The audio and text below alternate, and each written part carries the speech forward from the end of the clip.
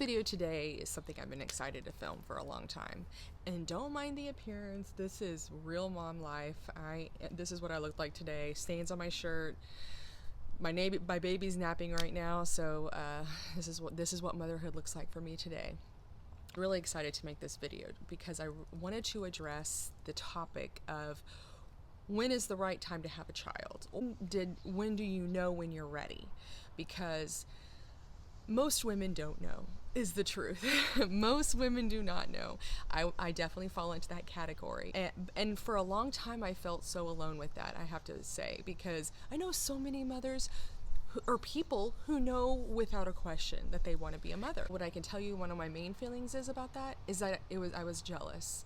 I was jealous that they knew. Not that they wanted to be a mother, because that was never a goal of mine in life, but that they knew emphatically that they wanted to be a mother, or that they didn't. Some people know their whole lives that they don't want to be a mother. That wasn't me either. And for a long time I felt alone because I didn't feel strongly either way about it. What I did know when I was younger is that I definitely didn't want to think about it in my 20s. And so today I want to address this because as I talk to more and more women, some with kids, some without, I realize how not alone I was, which is so sad because I felt very alone during this time, which is the majority of my life. So I would like to just address it today and speak to those women out there. If you're watching this video is for you. Well, filming outside is not going to be easy.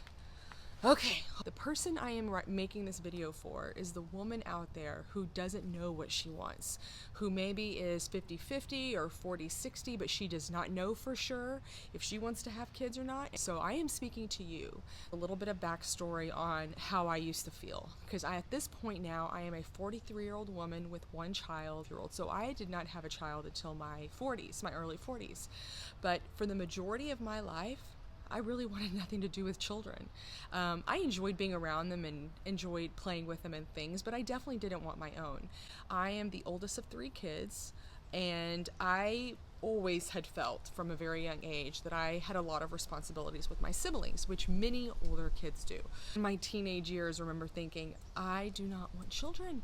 And whenever I heard people my age, or which was at the time in high school, talking about potentially having kids, or their baby names that they already picked out, the only thing I could think of was, are you kidding me? Why would you do that? That's so crazy.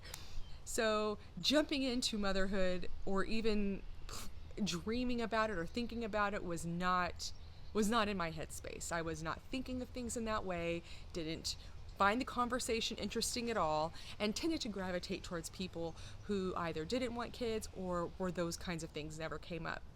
So in my 20s, I was I do not want to have kids person. So that's how I lived my life. And I can remember the first time it really came up, because let's be honest, it comes up a lot, especially if you're especially if you're in a serious relationship.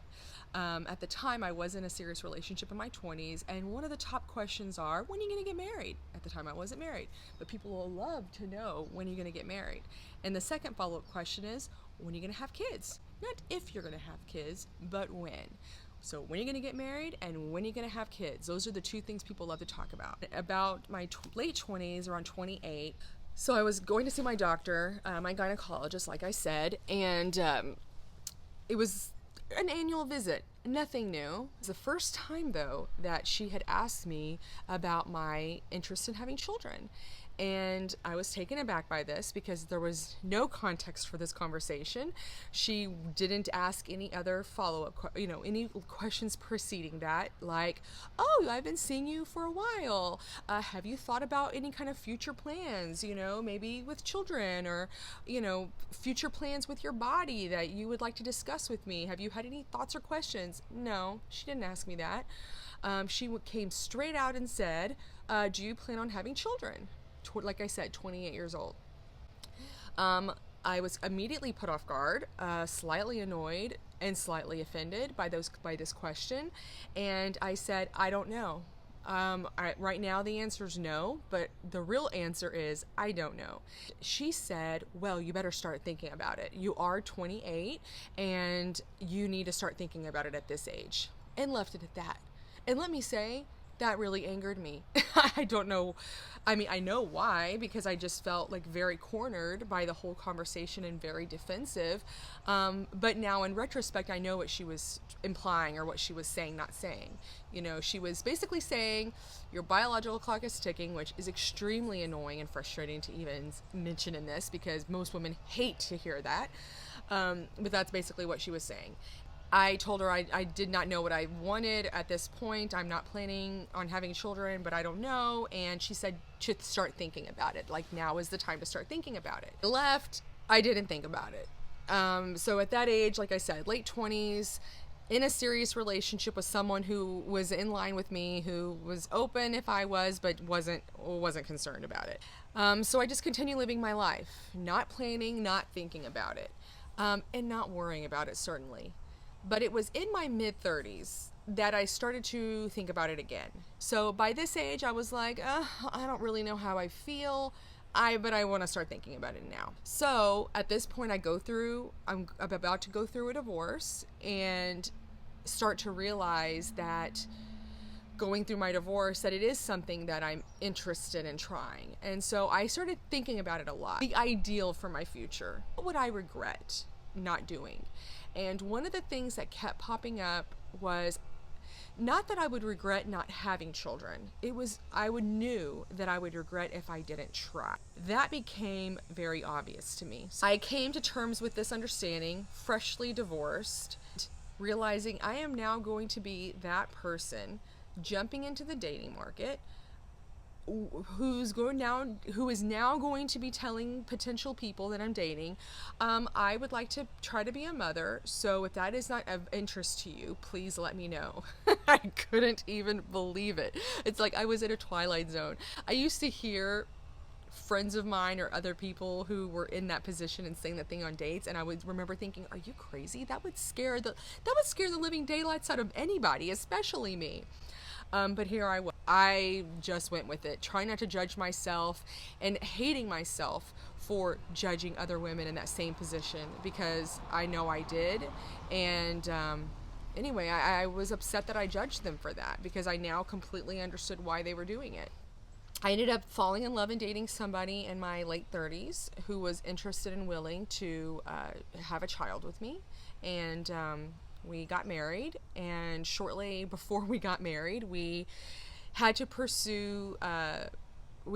have this conversation in a serious way, because I'm at this point now in my late 30s.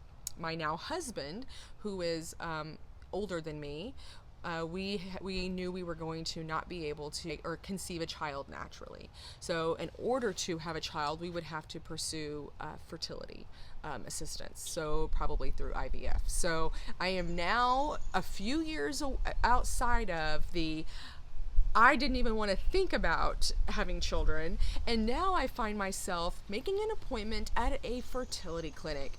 I mean, the ironies and oddities of life are not lost on me with this. So here I am in my late 30s, making an appointment at a fertility clinic during COVID, mind you, and pursuing potential for motherhood, still on a 50-50 percentage level of interest in being a mother. Like I said, I was going into this with the attitude of I just would regret not trying. So for me, this was a trial situation. Like, I just want to try.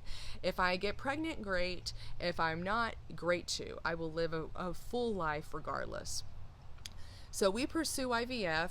I start to get a new level of education into the reproductive realities of women, especially women my age.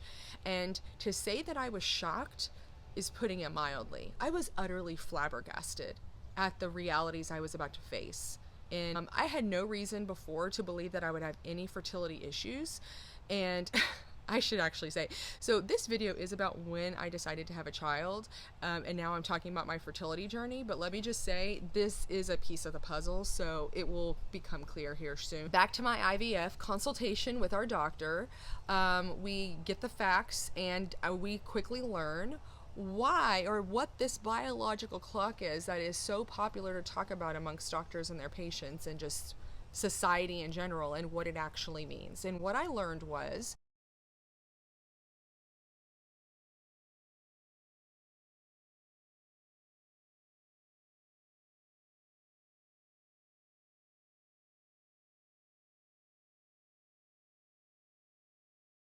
that a woman's egg quality, which of course your eggs are your eggs that you're born with. Like every woman has all of the eggs she'll ever have in her whole life when she is born, and the chromosome or genetic quality of your eggs starts to deteriorate, starts to lose its strength, lose its oomph, lose its. It starts to happen at 28. So that's why my doctor at 28 was initially bringing it up. She didn't mention any of that, but that now my fertility doctor is mentioning it. It starts to happen again. It starts to lessen even more around 36. And at 36, any woman who's pregnant after the age of 36 officially becomes called a geriatric pregnancy, which is a horrifying term to any woman in that state of life, because already you're feeling older. You don't need to be reminded, and now you're being called geriatric. Literally is a technical term, but that's a side issue. So at 36, it happens again, where your chromosomes and your genetic quality of your eggs start to weaken and decrease, basically increasing the chances of miscarriage. If you are able to conceive a child and get pregnant, the chances of miscarriage are much higher because your genetic quality is a lot less strong, and also increases the chances of genetic issues in your potential embryo. So I was now faced with this reality. And I also learned a horrifying or a very shocking fact that a woman's genetic quality of her eggs at the age of 36 is similar or equal to a man's sperm quality in his 70s. Can you believe that? I was floored. I left that consultation with the wind out of my sail, disheartened, and honestly a bit resentful about women's biology. Like, are you kidding me? In our late 30s, we have the same genetic quality of our reproductive sex cells as men in their 70s. So anyway, now I had big decisions to make. I now am still at a 50-50-ish 60-40 probably. I'm pursuing IVF at this point, so let's just say I'm 50-50. 60% interested in being a mother, 40% not worried about it. The appointment, we start the process, and I am in there thinking, this is so expensive. IVF process in the state that I live in, which is Texas, it's around $50,000 from start to finish. That's assuming you do one round of IVF, okay? That's including medications, all the things you need to do, all the different, the surgery packages that they have for implantation and extraction of your eggs, all the things. About $50,000. I couldn't believe it. So I was like, this is insane. I'm only going to do one round of IVF. Obviously, I'm not rich. I'm not made of money over here. This is insane. And I'm only 50% interested in being a mother. So what am I doing over here? But I did it because, like I said, I knew I would regret not trying. Everything that they're doing through your process is to try to maximize the chance of you having a live birth. So they're trying to get as many eggs from you as possible, trying to create as many embryos as possible, with the goal of having more opportunities to get you pregnant, because that's what you're there for. I only wanting to try to become a mother, not walk out of there with 50 embryos, which is what I thought my reality was, given the fertility rate in my family, which is extremely high. I thought my fertility was not the issue. So I wasn't worried about that. My concern was, what am I going to do with all the extra embryos? Because let's be honest, I'm going to make some, right? Like, my family has zero problems with fertility. My husband has zero problems with fertility. I'm not expecting there to be any issues here. Boy, was I shocked. So while I was able to get many eggs out of my experience, about 20 eggs each, my first round of IVF, I was still going in there with the mentality of, I I only want to have one kid. I only want to have one kid, so we'll have to cross the bridge later about what to do with the extra embryos. And I can even remember going in for my egg retrieval, and I can remember the doctor was saying, if you need another round of IVF, and I remember she didn't even finish her sentence when I cut her off, and I was like, no. There's not going to be another round of IVF. I'm one and done over here. I'm only here to try to have a child. I am not going through another round of IVF. And I meant it, and she's like, okay, that's fine, whatever. So we move through the process. So we go through the IVF process, fertilization. It turns out of the 22 eggs that were retrieved from me during the egg retrieval process, about 12 were mature enough to fertilize. So they were all 12. And I was like, oh my God, 12 embryos. What am I going to do with that? And the process goes with IVF that all eggs are fertilized in the lab. Immediately after the eggs are extracted from your body, they are fertilized and they are allowed to grow in the lab environment for 6 days. So every day for those 6 days, you're getting an email update from your clinic, from your doctor, articulating the growth of your eggs. And they prepare you in advance, thank goodness, that there is a loss rate. Whatever eggs you get, expect to lose about half of them in this process. So day 1, I get an update, all embryos are still growing, no problems, no worries, everything is looking good. Day 2, day 3, day 4, day 5, the same news. I still have 12 embryos, nothing has fallen out. And I'm thinking, oh my gosh, I'm literally gonna have 12 embryos. By day 6, which is the last day that they allow them to grow, and after this day, they either implant immediately that day, or you can freeze your embryo. By day 5, I still had 12 embryos. Day 6, I get an email from my doctor stating that all but one of my embryos was still continuing to grow. So I went from 12 to 1. So given our ages, at this point I'm now 40 years old. My doctor recommended that we have our embryos genetically tested to ensure genetic viability, which would also decrease chances of miscarriage. So we did, and we had our embryo genetically tested, and it came back abnormal. And even saying it now is like a little bit of it's kind of taken me back a little bit, because I got the news via their portal, and she sent me the message in a very clinical way stating that the embryo came back abnormal and was not recommended for implantation because there's like degrees of abnormality, and evidently this one embryo was extremely abnormal. And she said at this level of abnormality, the embryo likely will not even attach, and it will probably just pass right through your uterus, and you wouldn't even know that you miscarried. You wouldn't even have qualified. You wouldn't even know you were pregnant. We went back for our appointment to discuss the options with the doctor, and I immediately knew that was the moment that I knew I wanted to be a mother. And it's so strange because when those embryos were growing, it didn't feel... I mean, it kind of did. Like, it was like my babies, you know? But losing them all was devastating. It took that moment to turn around a lifetime of thought, of what I thought I wanted out of this. And I realized I definitely want to be a mother. So it took me no time to decide that I wanted to try IVF again. I just remember looking at my husband and saying, we got to do this again. And he said, okay, of course, let's do it. And we did. And I am so happy to say that my second round was successful. We had a similar process. I had 22 eggs the second time. All but one made it to day 6, and that one was genetic. We got tested and it was genetically normal, and that is my daughter. So I'm very grateful for that option to do IVF. And but what I want to say is the whole point of talking about this was that I went my whole life not knowing the answer to the very big question women are asked for much of their life is, do you want to be a mother? Don't you want to be a mother? When do you want to be a mother? When are you going to have kids? I went most of my life not knowing the answer to that question, okay?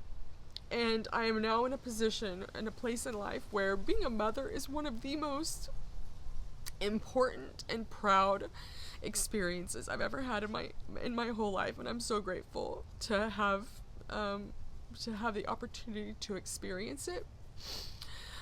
But I made this video for other women who feel the same way, who are not sure. You may not be sure for a myriad of reasons, okay? Who knows what your reasons are? And you know what? It doesn't even matter. It's no one's business. But you feel the way you do for a reason, and that's all that matters, okay? And I just want you to know that you are not alone. You are not alone in feeling this way, and there is nothing wrong with it. And thank goodness we are in a time where we have medical options to help us navigate our biological shortcomings relative to men. Having children young is not what most people want to do. And so a lot of women are faced with whether or not they're going to have children at the end of their reproductive years. And that is an absolute shame, in my opinion. But the one thing that I will wish upon you is that I hope you at least and educate yourself on the realities of your reproductive situation, just so you know. Because if you're anything like me, I was very avoidant of this issue, okay? I was not interested in hearing about it from my doctor. I was not interested in when people kept asking me how I felt about having kids, or if I was going to, or when I was going to. I was completely not interested. And the only thing I would do differently is I wish I had took the initiative on my reproductive education to have a better understanding of the realities of my situation and the options I was willing to consider given. I didn't know what I wanted to do, okay? And that is okay, but it also doesn't change reality. Upon you take the control of your own reproductive facts, you ask your doctors questions like, what do you recommend for a person like me who is not sure what they want to do, but maybe you're in your early 30s and you would like to just have some insurance. Maybe you want to freeze your eggs, maybe who knows, but just getting your options out there, understanding the costs of things, because let me tell you, if you pursue any kind of egg freezing, IVF, whatever, the costs are expensive. But just taking control of your own reproductive story and asking questions that matter to you. And I wish more women would do this for themselves. Go into your doctor in a more proactive way, asking the questions that actually do matter to you. When is the right time to have children? I don't know. No one knows. Okay? There's no answer to this. So do yourself a favor and just get ahead of this. I hope this helped. I know it would have been helpful for me had more women been willing to talk about that they don't know. Because I felt bad for not knowing either way. Like something was wrong with me. I just felt bad. I felt bad about it. And I think that is so sad. So I just want people to know that you are not alone. There's support out there. If you have any questions related to like IVF or anything related to this topic, just leave them in the comments below and I will answer to my best of my abilities. But like I said, this is more of a support offering, so I hope if there's even one person that finds comfort in this, then I consider this a success. So, this channel is dedicated to supporting mothers in motherhood and addressing the issues and challenges that we navigate in this experience. And there are many. There are so many. So lots of different topics will be addressed on this channel. If you are interested in them or you like this video, please subscribe. See you next time.